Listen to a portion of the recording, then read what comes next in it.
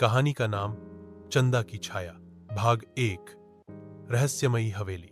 उत्तर भारत के एक छोटे से गांव सीतानगढ़ में एक पुरानी टूटी फूटी हवेली थी। कहते थे वहां रात को अजीब सी सफेद साया दिखती थी, लंबा घूंघट, सफेद साड़ी और पांव उल्टे। सब उसे चंदा बाई कहते थे।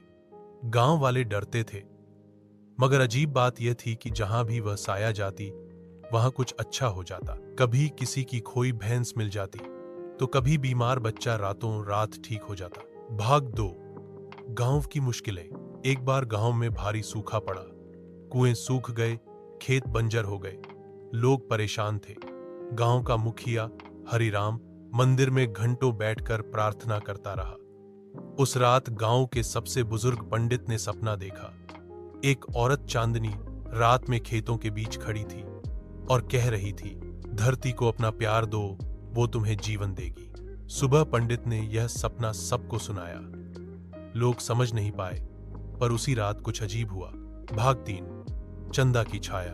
चंदाबाई फिर से दिखी, लेकिन इस बार वह सीधे पंचायत भवन में आई, एक औरत की तरह, मगर हवा में तैरती हुई। सब डर गए, पर वह बोली, मैं चंदा हूं, कभी इसी गांव की बहू थी, खेतों से प्यार करती थी। जब पानी की किल्लत हुई, मैंने सरकार से मदद मांगी, मगर मेरे पति और ससुराल वालों ने मुझे मार डाला।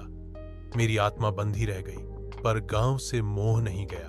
अब भी समय है, तालाब खोदो, वर्षा जल को रोको, पेड़ लगाओ, धरती तुम्हें छोड़ेगी नहीं। भाग 4। गांव का बदलाव। अगले दिन पूरा गांव जुट गया।